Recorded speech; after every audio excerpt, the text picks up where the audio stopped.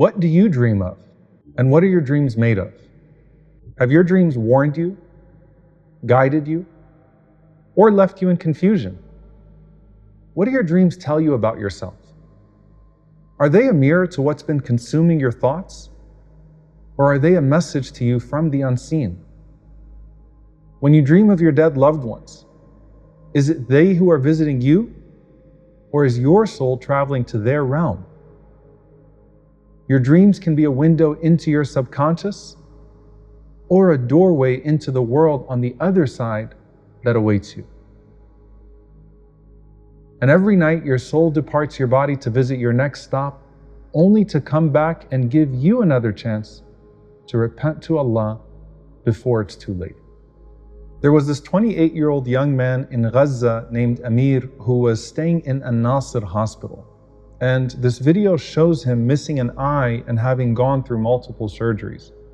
And his doctor who's interviewing him says to him, "What's going on? Why do you seem so happy even as you were struck so brutally?" So he says, "Look, I'm 28 years old and I've been in the hospital for 40 days and those were the best 5 seconds of my life." This reminds me so much of an incident from the time of the Prophet ﷺ, where Anas radiallahu anhu says that the Prophet ﷺ used to love good dreams. So he would say to his companions every day, "Who amongst you had a good dream last night?" And Anas radiallahu anhu said if the person was known to be of good character, the Prophet ﷺ paid more attention to their dreams. So this woman comes to the Prophet ﷺ and she says, "Ya Rasulullah, I saw myself entering Jannah." And then she named 12 men that she saw there. She said they were covered in blood, and then Allah subhanahu wa ta'ala says to a group of angels, "Idhabu bihim ila nahr al-barzakh." Take them to the river of Barzakh. And so they go into that river and they come out, وَوُجُوهُهُمْ كَالْقَمَرِ, and their faces were like the full moon. Then they had golden chairs and plates with fresh food and dates. And she said, "I sat and I ate with them." And then right as the woman finishes telling the Prophet ﷺ her dream, a man comes to the Prophet ﷺ with the news of the shahada of those exact same 12 men that the Prophet ﷺ had earlier sent on an expedition. So what happened here? Are these people actually entering Jannah? Are they entering Barzakh? Are they meeting other souls in reality? Dreams are referred to in psychology as the royal entry into the unconscious. Dreams will tell us a lot about ourselves, what populates our unconscious, what we're concerned with in reality, where our hearts are really connected. And if you look at the dreams of the righteous, they're always dreaming about the Prophet ﷺ or visions of paradise or other righteous people, because their dreams reflect what fills their hearts, their minds, and their souls. And your dreams also reflect what fills you. So yes, our dreams are full of meaning, even the ones that come from ourselves. Now there's room for their importance in Islam, but we also don't inflate them to where we start ignoring our clear reality. Basically, don't live in your dreams to the point that you don't actually pursue the living directives from the Quran and the Sunnah. Your Prophet ﷺ did not want a sleeping ummah. After all, he was the man ﷺ whose heart never slept even when his eyes were closed. And when your heart is awake, amazing things can happen. The Prophet ﷺ said, "Asdaqukum hadithan, asdaqukum ru'ya." The most truthful of you in speech are those with the truest dreams. So a Siddiq, who we spoke about, will have dreams with true guidance because they are truthful hearts. And the Prophet ﷺ said that of the worst lying is to lie about a dream. And as the day of judgment gets closer and times become more deceptive, where what appears to be true in front of us in this dunya is actually a lie, and sometimes vice versa, the Prophet ﷺ said that Allah rewards us with dreams that will hardly fail to come true. And there has always been an element of truth in dreams, to the point that the Prophet ﷺ described them as 1/46th of prophethood. Now you might say, how does that number make sense?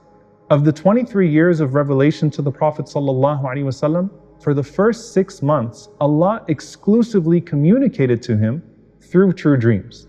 And if you take 6 months of 23 years, that's 1/46th. The difference, of course, is we don't become prophets through our dreams. And unlike the prophets whose dreams are always true, the rest of us have some dreams that are true and others that are not. The Prophet ﷺ said the following. He said there are 3 types of dreams. There is a ru'ya as-salihah, which is a true vision from Allah subhanahu wa ta'ala. Then he said, there is a distressful nightmare that comes to you from shaitan. And then he said there's hadithun nafs, and this is the majority, which is just our regurgitated thoughts. He said, sallallahu alaihi wasallam, if someone sees something they dislike, then don't seek its interpretation. Instead, let him stand up and pray and not speak to other people about it. In another narration, the Prophet ﷺ warned that the interpretation of a bad dream is tied to a bird's leg. So I want you to imagine that it's flying above you, and he's saying, don't make it come to be by seeking its interpretation and causing it to fall upon you. Instead, just seek refuge from Allah subhanahu wa ta'ala.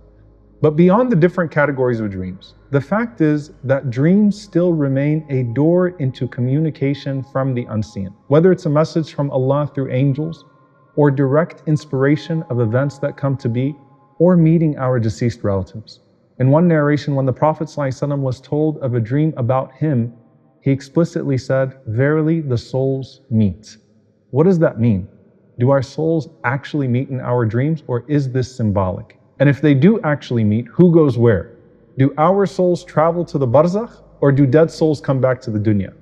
For one, Allah subhanahu wa ta'ala can certainly connect souls across dimensions even when they're living in this dunya. So look at the example of Umar radiallahu anhu shouting out to Sariya radiallahu anhu, one of his commanders who was thousands of miles away, and he has an army ambushing him from behind the mountain, and somehow Umar perceives that all the way in Medina and says, Ya Sariyatul Jabal, O Sariya, look behind the mountain. And Sariya hears that all the way in Persia, and he's able to go to the mountain with his troops and fight off the attacks instead. And Ibn al-Qayyim rahimahullah said, indeed, living souls can meet in ways Allah only knows, whether they're sleeping or they're awake. And it's not just soul connections within dimensions in dunya. Allah will also certainly allow souls to meet across space in the next dimension of barzakh. And every night you encounter the barzakh in your sleep, because every night you die a minor death. Allah subhanahu wa ta'ala says, Allahu yatawaffa al-anfusa hina mawtiha wallati lam tamut fi manamiha. That souls are taken out during sleep and then they are returned. So yes, your souls are in another world, but tethered to the body still, which is why the body is still alive, although their level of consciousness has reached its lowest state. And the deeper the sleep, the more your level of consciousness and awareness of this dunya fades away, and the deeper that it potentially slips into the barzakh. On the other hand, the more shallow the sleep, the less likely it is that you're having true dreams, and the more likely it is that you're just replaying thoughts in your head and going through hadith al-nafs.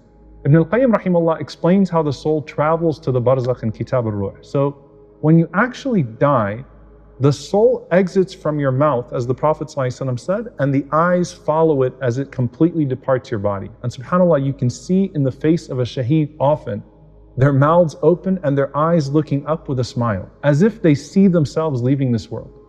But Ibn al-Qayyim rahimahullah says that the sleeper soul, which is still tethered to the body, exits like a ray through the nostrils, but only partially. And a truthful soul traverses to the heavens and back, while a lying soul meets the shayateen mid-air, which corrupts its visions. And this is where Ibn Abbas radiallahu anhuma said that the believing souls of the living and the dead meet in the dream world, and they ask each other about certain things. Allah withholds the dead souls and sends back the living souls to their bodies. Now, how can you distinguish between all of these dreams? Well, there are certain signs for you to look out for. If the dream is coming from Allah subhanahu wa ta'ala, then it's going to be either commanding you to do good or forbidding you from evil, because that's what Allah azza wa jal always commands you to do. Or they're going to come true because Allah subhanahu wa ta'ala only communicates in truth. Or they're going to increase you in iman, because Allah azza wa jal will send you what potentially increases your faith, as is the norm of our relationship with Allah subhanahu wa ta'ala. And of course, what would be greater than seeing the Prophet sallallahu alaihi wasallam himself? And that is certainly from Allah, as shaitan cannot take the form of the Prophet sallallahu alaihi wasallam. Now, if the dream is from the shaitan, well, think about what the shaitan wants to make you do. Number one, it makes you afraid, because Allah azza wa jal says, يُخَوِّفُ أَوْلِيَاءَ. The shaitan tries to stir up fear, or he tries to stir up desire or encourage you towards something that's sinful. Or he gives you something that's contrary to the revelation, even if it appears to be a good dream. So you can't see yourself receiving some sort of new revelation or some sort of new sign from Allah subhanahu wa ta'ala that's not already established in the deen. But if it's a dream from our residual memories just stored up in the brain, being uploaded to our consciousness during sleep, then it's going to be meaningless, or it might be about some of our unresolved conflicts or some of our tensions. We might have a mix of flashbacks and memories, and sometimes you can still have good things there because you're constantly uploading to your thoughts good things. So you might still be seeing the masjid, the Quran, but you might also see a combination of that with a bunch of other things that don't make sense at all. And that's hadithun nafs. Now when it comes to true dreams and the meeting of the souls, the dead don't get to control who to go to see, nor do the living determine who they get to see from the dead. These are gifts from Allah subhanahu wa ta'ala for very specific reasons. So if you have a dead relative, don't get mad if you feel like they're visiting someone else more than you in their dreams. It's entirely up to Allah subhanahu wa ta'ala whether or not to send your soul back to you after sleep, and whether to send souls to meet each other when you sleep. So what do we see in these types of dreams where we communicate with other souls? Sometimes you just see people that you loved strolling in paradise in their favorite dress or with the most beautiful appearance ever, and they're smiling right at you in a dream. And sometimes they look distressed because they need something from you to reach another level. Sometimes you might see someone appear to you to even ask you to go handle a financial debt, as was the case of Thabit ibn Qais radiallahu ta'ala anhu, who after the battle of Yamama, again a shaheed, he appears in a dream and he asks his companion to go find a shield of his that was stolen in the battlefield. And he tells him the exact location where it is. And he says, then go ask Abu Bakr radiallahu ta'ala anhu, the Khalifa, to pay off a debt that I had with that shield.